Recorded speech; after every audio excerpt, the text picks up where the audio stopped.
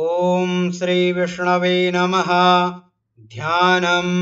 शान्ताकारं भुजगशयनं पद्मनाभं सुरेशं विश्वाधारं गगनसदृशं मेघवर्णं शुभांगं लक्ष्मीकान्तं कमलनयनं योगिभिर्ध्यानगम्यं वन्दे विष्णुं भवभयहरं सर्वलोकैकनाथम्।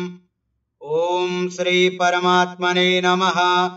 अथ विष्णु सहस्रनाम स्तोत्रम्। यस्य स्मरणमात्रेण जन्म संसार बन्धनात् विमुच्यते नमस्तस्मै विष्णवे प्रभविष्णवे। नमः समस्तभूतानामादिभूताय भूभृते अनेकरूपरूपाय विष्णवे प्रभविष्णवे।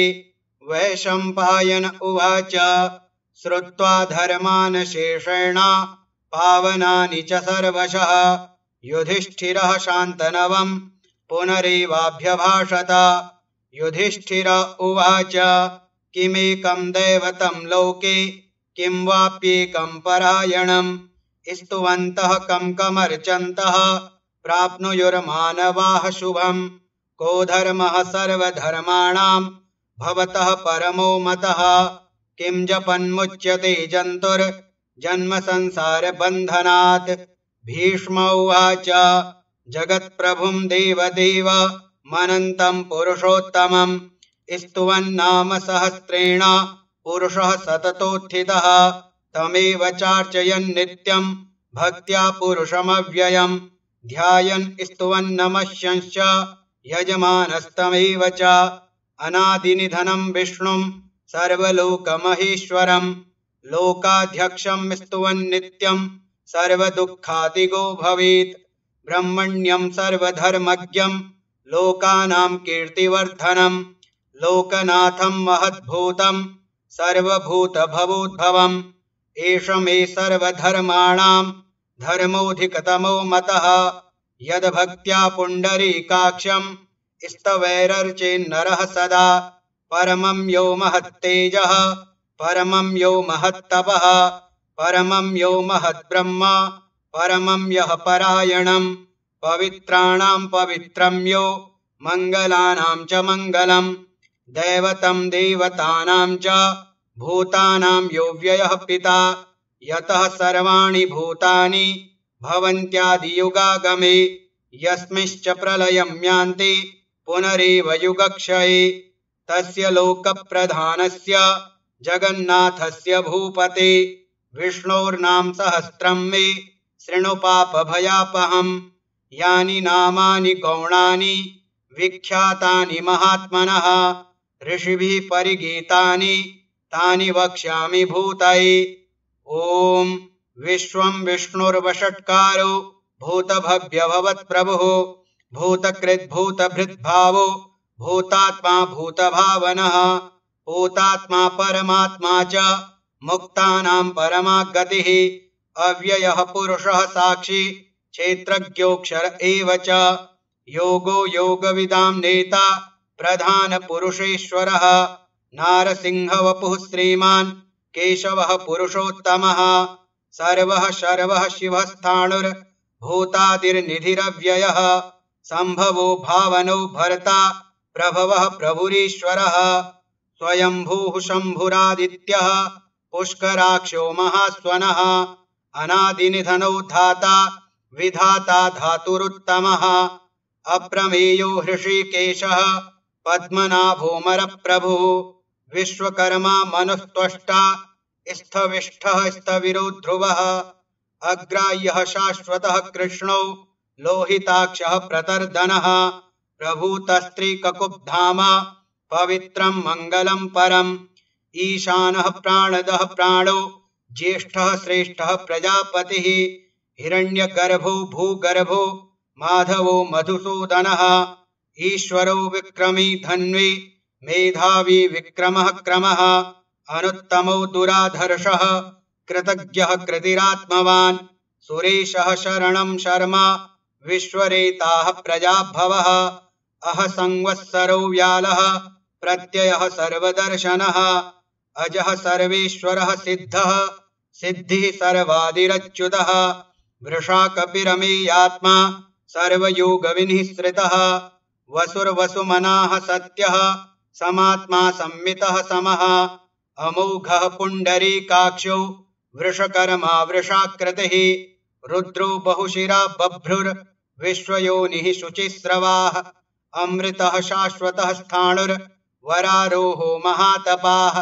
सर्वगः सर्वविद्भानुर्विश्वक्सेनो जनार्दनः वेदो वेदविदव्यङ्गो वेदाङ्गो वेदवित्कविः लोकाध्यक्षः सुराध्यक्षो धर्माध्यक्षः कृताकृतः चतुरात्मा चतुर्व्यूहश्चतुर्दंष्ट्रश्चतुर्भुजः भ्राजिष्णुर्भोजनं भोक्ता सहिष्णुर्जगदाधिजः अनघो विजयो जेता विश्वयोनिः पुनर्वसुः उपेन्द्रो वामनः प्रांशो रमोघः शुचिरूर्जितः अतीन्द्रः संग्रह सर्गो धृतात्मा नियमो यमः वेद्यो वैद्यः सदा योगी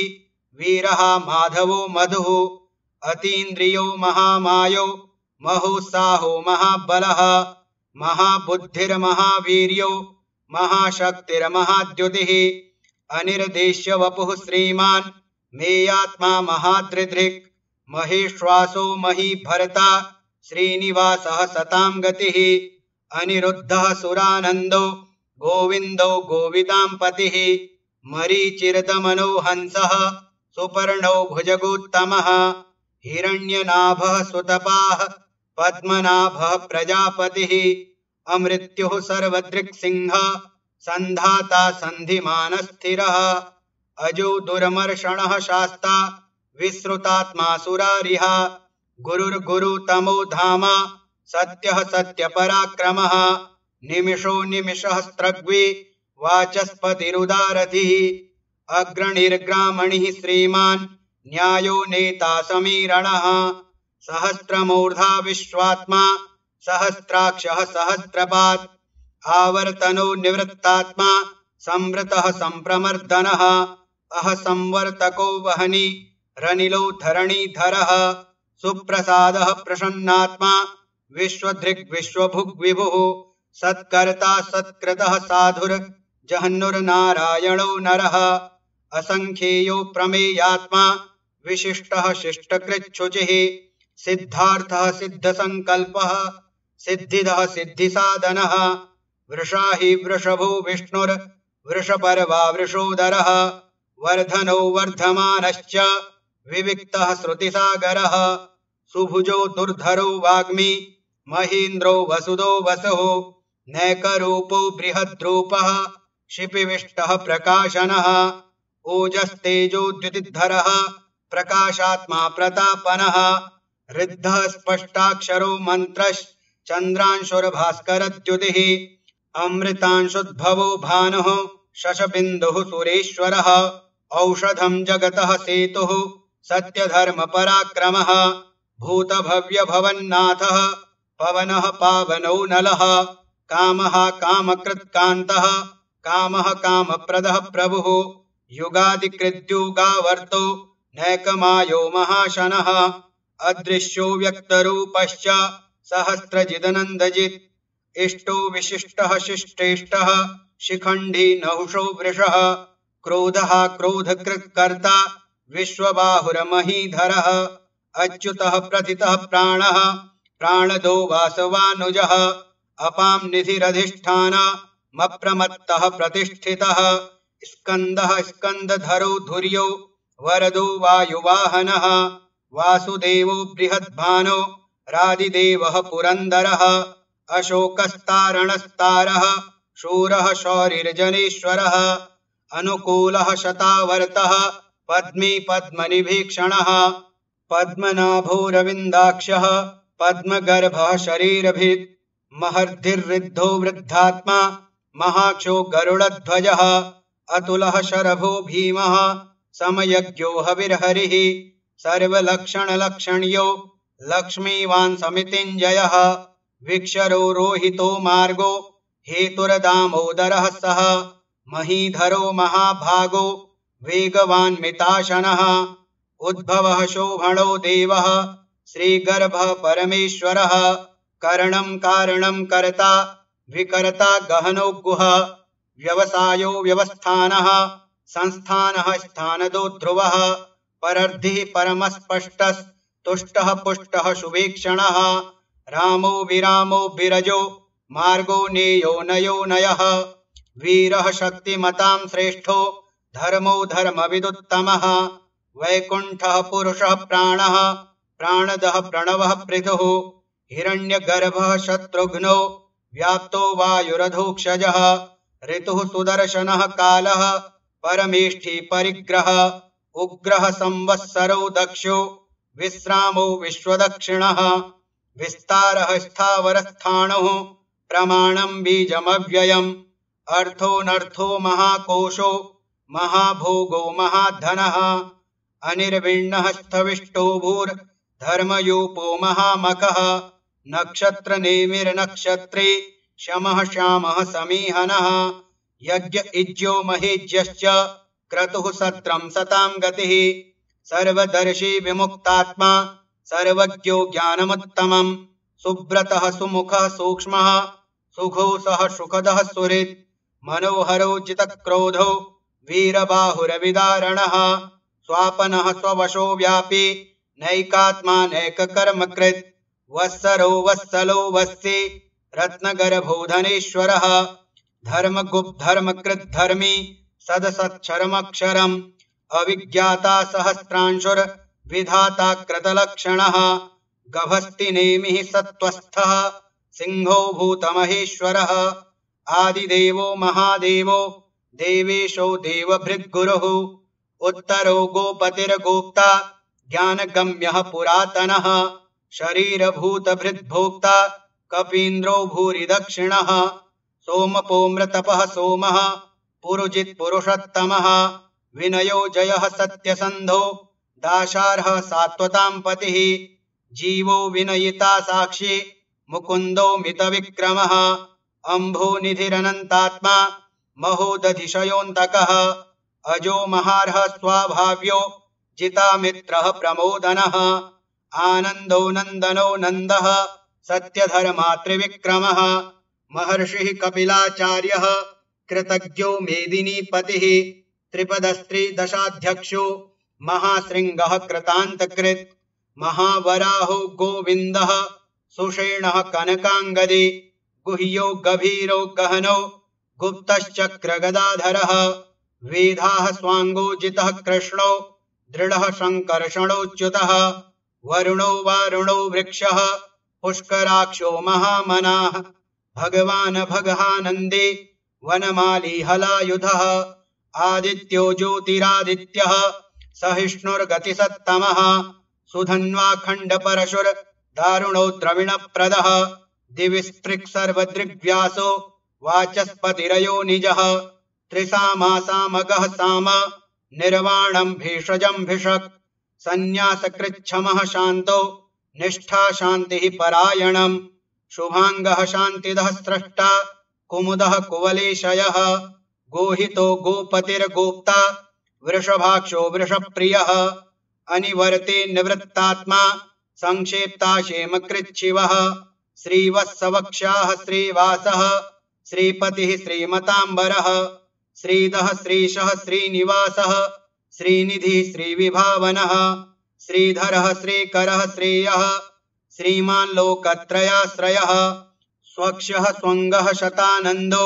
नन्दिर्ज्योतिर्गणेश्वरः विजितात्मा विधेयात्मा सत्कीर्तिश्छिन्न संशयः उदीर्णः सर्वतश्चक्षु रनीशः शाश्वतस्थिरः भूषयो भूषणो भूतिर्विशोकः शोकनाशनः अर्चिस्मानर्चितः कुम्भो विशुद्धात्मा विशोधनः अनिरुद्धो प्रतिरथः प्रद्युम्नो मितविक्रमः कालनेमिनिहावीरः शौरिः शूरजनेश्वरः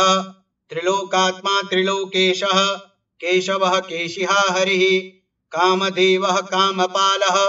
कामीकान्तः कृतागमः अनिर्देश्य वपुर्विष्णुर्वीरोऽनन्तो धनञ्जयः ब्रह्मण्यो ब्रह्मकृद्ब्रह्मा ब्रह्म ब्रह्म विवर्धनः ब्रह्मविद्ब्राह्मणो ब्रह्मी ब्रह्मज्ञो ब्राह्मणप्रियः महाक्रमो महाकर्मा महातेजा महोरगः महाक्रतुर्महायज्वा महायज्ञो महाहविः स्तव्यः स्तवप्रियः स्तोत्रम् स्तुतिः स्तोतारणप्रियः पूर्णः पूरयिता पुण्यः पुण्यकीर्तिरनामयः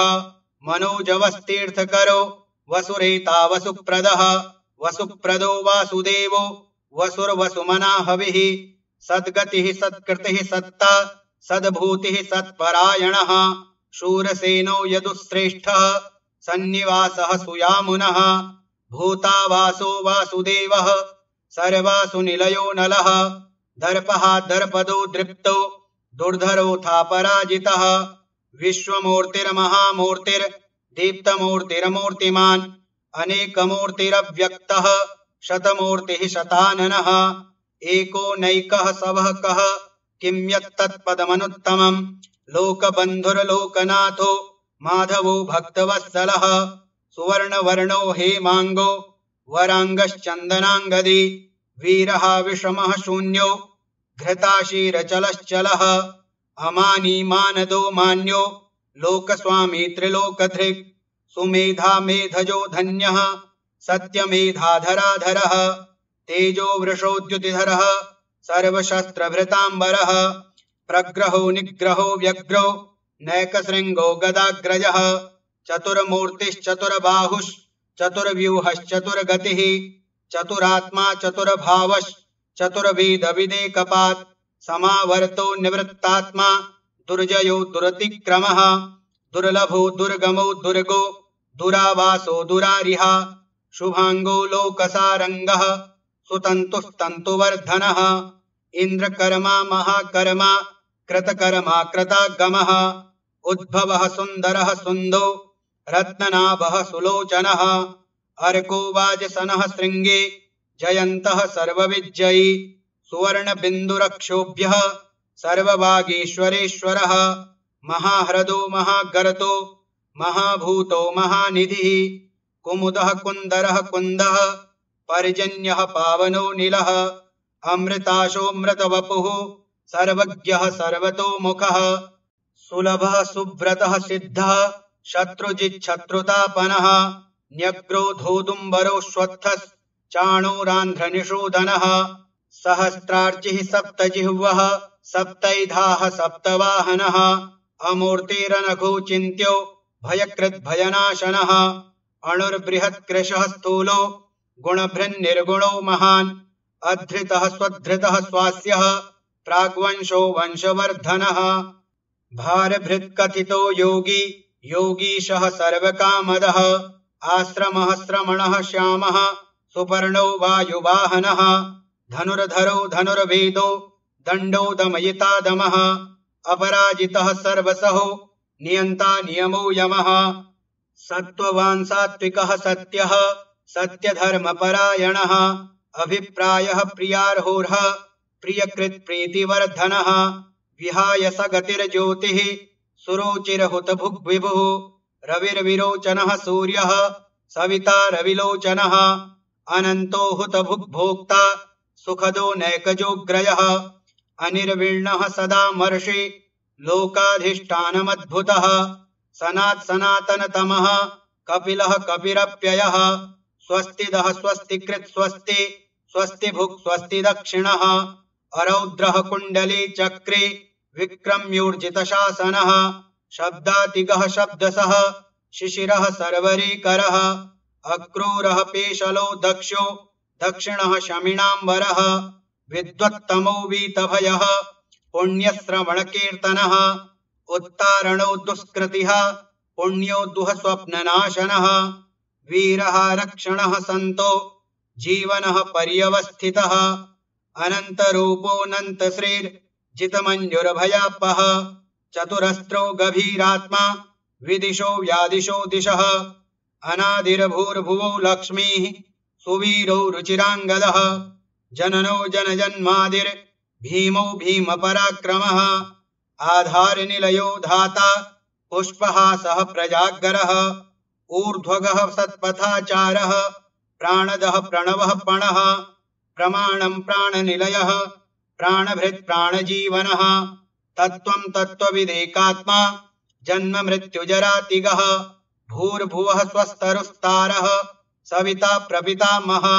यज्ञो यज्ञपतिर्यज्वा यज्ञांगो यज्ञवाहनः यज्ञभृद्यज्ञकृद्यज्ञी यज्ञभुग्यज्ञसाधनः यज्ञान्तकृद्यज्ञगुह्य मन्नमन्नाद एव च आत्मयोनिः स्वयं जातो वैखानः सामगायनः देवकी नन्दनः स्रष्टा क्षितिशः पापनाशनः शङ्खभृन्नन्दके चक्रे शारङ्गधन्वा गदाधरः